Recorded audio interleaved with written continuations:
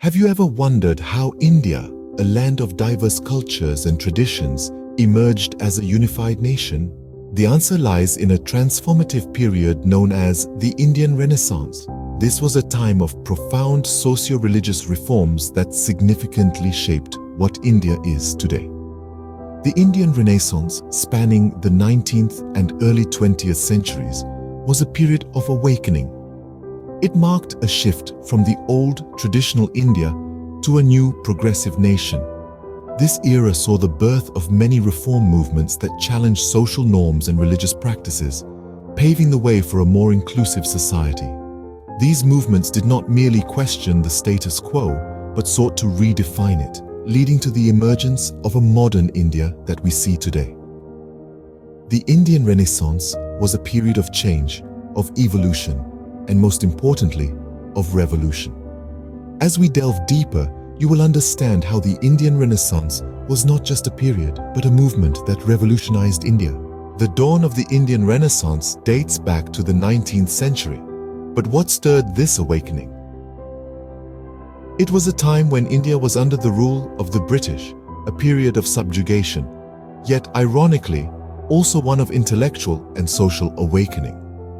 The arrival of the British had a profound impact on Indian society, as they brought with them Western education and Enlightenment ideals.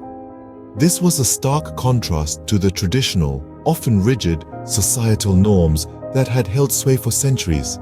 The British introduced English education, which opened up a world of liberal arts, sciences, and philosophy to the Indian intelligentsia. This exposure to Western thoughts and ideas ignited a spark among the educated Indians, leading to a desire for reform and progress within their society. The Indian Renaissance was not a sudden event, but rather a gradual process, a steady illumination of the dark corners of traditional Indian society. One of the key figures who stood at the forefront of this awakening was Raja Ram Mohan Roy, often hailed as the father of the Indian Renaissance. An erudite scholar and a social reformer, Roy was deeply influenced by the principles of humanism and rationalism. He was deeply disturbed by certain inhumane practices prevalent in Indian society, including the horrific ritual of sati, the burning of widows on their husband's funeral pyre. Roy championed the cause of women's rights and tirelessly campaigned against the practice of sati. His relentless lobbying, backed by sound arguments based on reason and humanity, eventually led to the abolition of sati in 1829. This was a landmark event, a significant victory over age-old customs and superstitions, and it set the stage for further reforms. This period marked the start of a transformative journey for India, as it began to shed its old skin of outdated customs and superstitions and embraced the new ideals of reason, humanism, and progress. The Indian Renaissance was more than just a cultural and intellectual movement. It was a social revolution that aimed at creating a more inclusive, equitable, and enlightened society. This was the beginning of a movement that would change the face of India forever. The establishment of the Brahmo Samaj was a defining moment in the Indian Renaissance. But how did it contribute to the movement? The Brahmo Samaj, founded in the early 19th century by Raja Ram Mohan Roy, emerged as a beacon of enlightenment in an era of social and religious stagnation. The Samaj was an assembly of people who believed in the existence of one supreme God, a cornerstone of monotheistic thought that was a radical departure from the prevalent polytheistic practices.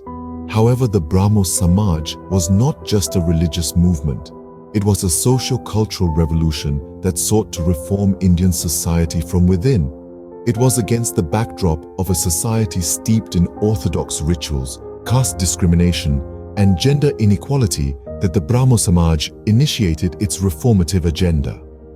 One of the defining principles of the Brahmo Samaj was its commitment to women's education. The Samaj believed that education was the key to empowerment, and, hence, it advocated for women's education at a time when the idea itself was considered blasphemous. The The Samaj helped establish schools for girls, thus paving the way for a new era of educated and empowered women. The Brahmo Samaj also launched a crusade against idolatry, which was rampant in Indian society. They propagated the idea of a formless God, emphasizing spirituality over ornate rituals. This was a revolutionary concept that challenged centuries-old practices and beliefs. Furthermore, the Samaj vehemently opposed the caste system. They believed in the intrinsic equality of all human beings, irrespective of their birth or caste. This principle of equality was a radical concept in a deeply hierarchical society, and it set the stage for future social reforms. In essence, the Brahmo Samaj was more than a religious congregation. It was a transformative force that challenged the status quo and ushered in a new era of social and religious enlightenment. The Brahmo Samaj ignited a spark that gradually turned into a blazing torch of reform, lighting the way for others to follow. The Brahmo Samaj set a precedent for other reform movements to follow. The Indian Renaissance was not a solitary effort. Several other movements played a significant role. Let's explore some of them. One such movement was the Arya Samaj, founded by Swami Dayanand Saraswati in the late 19th century. The Arya Samaj aimed to purify Hinduism by discarding what it considered non-Vedic beliefs.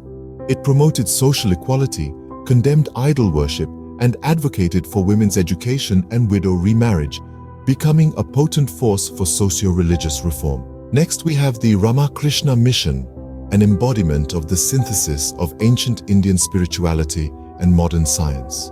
Established by Swami Vivekananda, a disciple of Ramakrishna Paramahamsa, the mission worked towards both spiritual and social upliftment.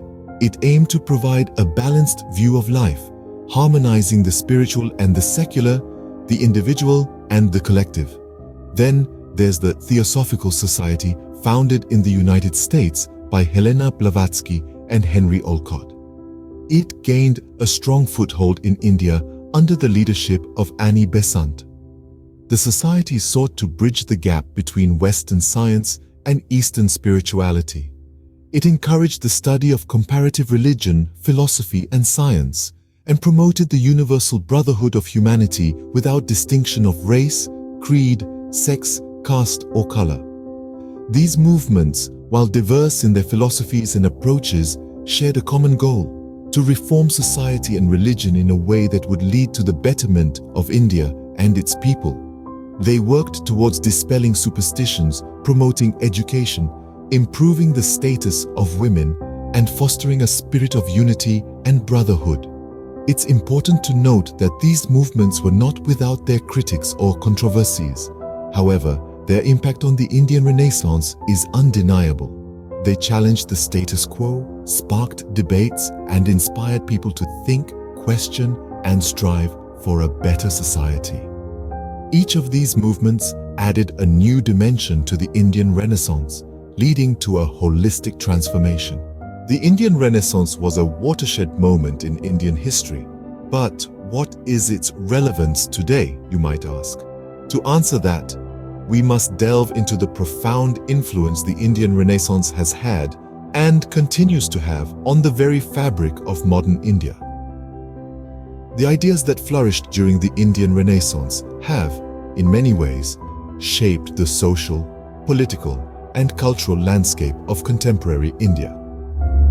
The reform movements that sprang to life during this period challenged regressive social practices and laid the groundwork for a more inclusive society. Today, every stride India makes towards social equality and justice echoes the ideals of the Indian Renaissance. The political impact of the Indian Renaissance is no less significant. The call for self-rule and the demand for equal rights for all citizens, regardless of their caste, religion, or gender, were ideas that were born out of the Indian Renaissance. These ideas eventually culminated in the creation of the Indian Constitution, which guarantees fundamental rights to every citizen. Today, the spirit of the Indian Renaissance continues to inspire political activists and reformers who strive to uphold these rights and work towards a more egalitarian society. Culturally, the Indian Renaissance has left an indelible mark on India. The period saw a revival of interest in India's classical arts and literature. This renewed appreciation for India's cultural heritage continues to influence artists, writers, and musicians today. The Indian Renaissance also fostered a sense of national identity, a feeling of belonging to a collective, an Indianness, if you will. This sense of national identity, born out of the Indian Renaissance, continues to unite the diverse cultures and communities of India. In conclusion, the Indian Renaissance was not just a historical period. It was and continues to be a dynamic force that influences the way we think, the way we live, and the way we see ourselves as a nation. The Indian Renaissance was not just a historical period, but a legacy that continues to shape the India we see today. The Indian Renaissance was a beacon of change, shaping the destiny of a nation. But what are the key takeaways from this period? This remarkable era was a dawn of intellectual and social transformation, sparking a movement that forever altered the Indian society. The Brahmo Samaj, a pivotal element of the Renaissance, played a significant role in challenging orthodox beliefs and promoting a more egalitarian society. This period also saw the rise of other socio-religious reform movements, each contributing to the broad spectrum of change. The legacy of the Indian Renaissance is a testament to the power of enlightenment, social reform, and intellectual progression. Its influence permeates various aspects of Indian life, from education to social justice, from religious reforms to the empowerment of women. As we conclude, remember that the Indian Renaissance continues to resonate in the heart of every Indian, reminding us of our journey towards progress and unity.